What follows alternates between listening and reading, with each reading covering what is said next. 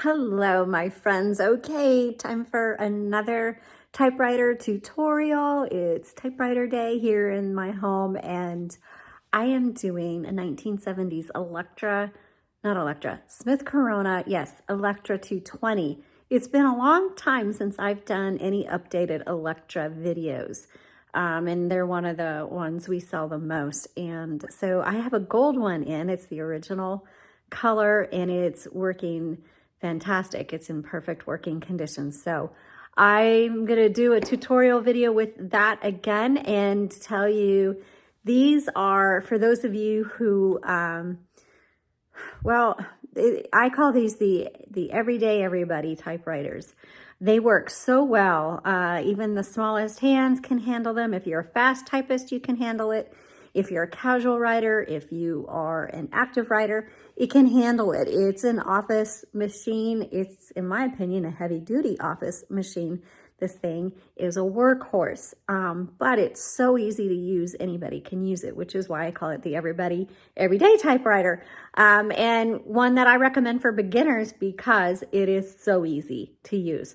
Now, the 220 does not have a return handle, so it's more fully electric. This is as new as we do in terms of typewriters here at Jot and Tittle. Anything newer, so this is like probably early to mid 70s. We do not go further than that. We don't get into late 70s, 80s typewriters. This is as new of a typewriter as we will touch, but this is a fantastic machine. And so if you are looking for a workhorse of a typewriter, this is it. Or if you are a super fast typist, you need this. Okay, so now let's get down to the nitty gritty. This is the Smith Corona Electra 220. The specific year on the Electra series is not known, but usually I can tell by the front panel if it's 60s or 70s. Sometimes it's hard to tell, but whenever I see the wood grain, this is a 70s model Electra 220. The 200 series is means the power return on it. And then the 20 means it has the wider carriage. So you'll see that this sticks out, whereas if it was the 210, the carriage would end right here. So this is great if you're ever going to use larger paper. Now, if you're a crafter, this is definitely one. This is the first one I would probably go to, this one or the 120. And the 100 series has the manual return handle. So the Electra 120 or 220 are my number ones that I refer for crafting, people who are crafters and they just want to have a typewriter for that. And the reason is I love the wide carriage because when you're a crafter, you never know when inspiration's going to strike and what size paper you're going to be dealing with, or if you're going to be typing on like a paper bag, which I have done before, and you have huge chunks of paper. And so the wider carriage just gives you some more flexibility. And the reason I like the 120 and 220 for crafters is the electric sometimes is just easier to deal with when you're typing. They are a bit heavier duty and they're just easier to type on. You can certainly use a manual, no problem, but this is just my personal opinion. So when I am doing something for crafts, I pull out an electric and use that. I don't use my manuals. Okay, let's go ahead and I'll show you how to use this. This gold is original to this machine. The most common color is going to be their Star Mist Blue. But I believe they have some other, there's like a metallic green, there's gray, are the ones that I can think of right now. Let me go ahead and take out the paper and I will show you from back to front how to use this typewriter. Now, first of all, this typewriter does need to be plugged in. So here's the cord. I have it plugged into the wall behind me. It will not work unless it is plugged in. No batteries are available for this typewriter. Okay, so this is your carriage right here. And where you're going to feed your paper, and I'll do that for you in a second. On the back of the carriage, you'll notice this little metal thing that pops up, and that is your paper holder. It keeps the paper from flopping over. Very handy, because when you're getting to the bottom of the page, you want to be able to still read what is on your paper. So I love my paper holders. This is your margins. This is where you set them. So you just press and drag, and I'm going to drag mine all the way out here, all the way out here. Now keep in mind, your carriage is going to move only as much as where you have your margins set. So since I have my margins all the way out, this carriage will move its full width, okay? Now, if I bring my margins in, which I will leave them in because that's what I use for doing typing demos, now my carriage is only going to move as far as where I have the margin set. And you heard that bell? That bell is going to ding when you're just a few characters away from hitting that margin. So ding, couple of characters. Now the carriage is actually going to lock, and you're not going to be able to go further. And when we get down here, I'll show you how to release that, because sometimes you will reach the end of your margin in the middle of a word, and you need to be able to release that. Speaking of releasing, to move the carriage manually, you have a lever on each side, and it doesn't matter which one you press in. You just press it in, and that carriage automatically, it's going to pull to the left, because that's just the, I don't have all the proper terms. There's a, I just forgot the name of it. Oh my goodness, and it's so simple. There is a band in there. I feel silly that the name has left my brain. And so if your carriage is like flimsy and it's just flopping back and forth, that means that that band is broken underneath there, and you have to take it to a repair person. And anyway, so the tension pulls it to the left. And let's see here. Sometimes these will be broken on the typewriters.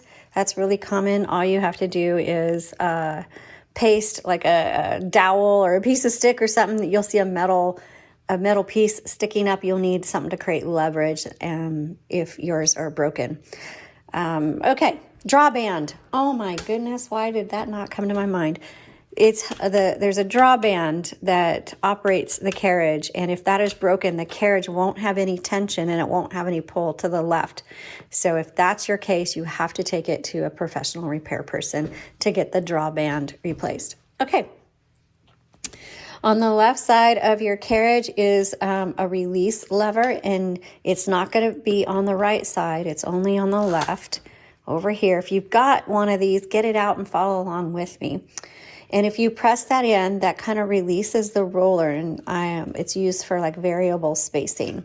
And I'll show you that when we load the paper. Over here on the right side is your paper release. And this just pulls out your bar, which keeps your paper taut against the roller. On the left side, you'll see a 1, 2, and 3. That is your line selector. So when you hit the return handle, it's going to advance either 1 line, 2 lines, or 3 lines. Let's go ahead and load a piece of paper. This is one I've already typed on with this typewriter. I was just checking it out. And look how nice. Here, I'll let you see the font. You see the font there? Nice and even on the margins. Really love seeing that. That's not always the case. I mean, these typewriters are vintage, so sometimes there's just little issues, but this one nice and clean on the edge. The letters are nice and clean as well. So to load, you just put your paper right behind this metal piece and in front of the black ruler and set it there. You don't have to push it down, just set it and then turn your handle. Now, if for some reason you do have trouble rolling your paper through, it could be that there's rollers that are underneath the carriage that help feed it. And those feeder rollers, they might be either dry and cracked or damaged, or they might be flat. And in that case, you'll have to also take that again and get it repaired. All right, so I like to bring mine until the 2 ends meet, because I like to make sure that my paper's nice and even. And I don't know if you can tell or not, but it's off slightly. So that's where I'm going to, over here on the right side, pull forward my paper release, straighten it out till it's nice and even, and then re-engage it. Now I'm going to turn it on, and my power switch is right here. you'll see the off, turn it on. I always like to give it a few seconds to let the all the mechanics get going there, and then I'm going to hit the power return to take it to the beginning of the line. Now before I type, let me open up this, and it's just all you need to do is grab here in the middle and gently pull, and that'll pull this open, and you'll see we have a universal ribbon in here. So this does use a universal ribbon. Black is on top, red is on bottom. This has popped out of one of its guide wire things, so I'm going to put that back in. And the reason we don't do videos on how to thread ribbon is right there you saw that you could see nothing except the back of my hand, and whenever we try to do a video, you just can't, the fingers and the hands get in the way. You just can't see how to thread it. So what I will do is, if you want to screenshot it, pause and screenshot, I'm going to hold this up so you can kind of see what that looks like, and that can help guide you when you thread. Now, when you put in a new spool, make sure the ribbon goes over the top, around the back, and underneath. Again, over the top, around the back, and underneath is what you want that to do. Make sure the ribbon is threaded through these two guide wires here. And then you just have to figure out how so this middle area, this ribbon vibrator, most typewriters are different in how they're actually threaded. So you just have to kind of go and figure out where are the slits. Like I can put my fingernail, the slits on this one are on the top, and you slide that ribbon down in there. Sometimes they're on the back and you have to kind of slide it in from the back and then up. Sometimes they're on the sides and you kind of have to wrinkle it and get it through the sides. You just need to find on your ribbon vibrator where the slits are on this area so that you can thread the typewriter ribbon. Here's your typing basket and your type bars. You'll notice your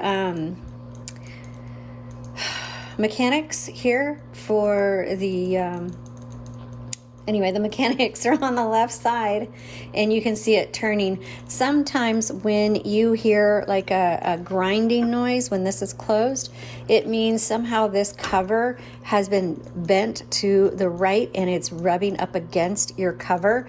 That's a really super simple fix, but and if that's happening, just gently with the cover open, take your hand and gently press, you know, to the left just a little bit, and just test back and forth, you know, until it stops rubbing against the cover. But please be gentle in doing that. Don't want you to damage anything. And anyway, okay, so down here is your keyboard. You have your tab. All right, so right now it's set right there. I'm going to clear that, hit my return, and it cleared it. Okay, so now let's go ahead and set another one. We'll set it right here. And I'm going to just press set, and it is set. So super, super simple. It is very common for these tabs to stop working. So if it's not working on yours, that is fairly common. Okay. Over here is ribbon reversal, manual switch. You can, when you get to the end of the spool, it's not the end of the ink in your ribbon, you reverse the direction, and you do that right here. This is how you manually do it. And you just go back and forth until you use up all the ink in your ribbon. Now there are some spools that have a grommet on them, like a little metal ring at the end of their ribbon. And that is an automatic reversal, so that should automatically reverse your ribbon. It has more to do with the ribbon than it does the machine. The copy set just determines how hard these type bars strike your paper. I honestly don't really see any difference, but you can mess around with that and see if you can notice any difference on that. The 220 has a half space option, a full space, and a power space down here. And so have fun with that. Okay, let's go ahead and, that's basically the basics. Here's your color selector. It's on black right now. You can push it down to red. If you get it stuck in the middle, it's not going to do anything. That's the stencil mode. And if your typewriter's not typing right, That's because I would just check your color selector and make sure it's firmly on black or red. Now there's two keys that have a white cap on them. These mean that these are interchangeable type bars. So if you look in here, let's see if I can grab it. There we go. And I don't know if you're going to be able to see this or not, but this head on this type bar is removable. I'm not going to pull it off, but technically I can pull that off and interchange it with another symbol. And you can get those interchangeable heads probably places like eBay, or maybe Etsy has some, but they're kind of hard to find, and you just, if you find one, that's where you can change them out, and that's what these are. So these caps actually pop off because the interchangeable heads come with a matching cap, and then you could put the cap on there to tell you, hey, this key has this symbol on it. All right, so that's basically it, how to use the Electra 220. Let me go ahead and I'm just gonna type a few lines for you so you can hear it. And thanks so much for watching.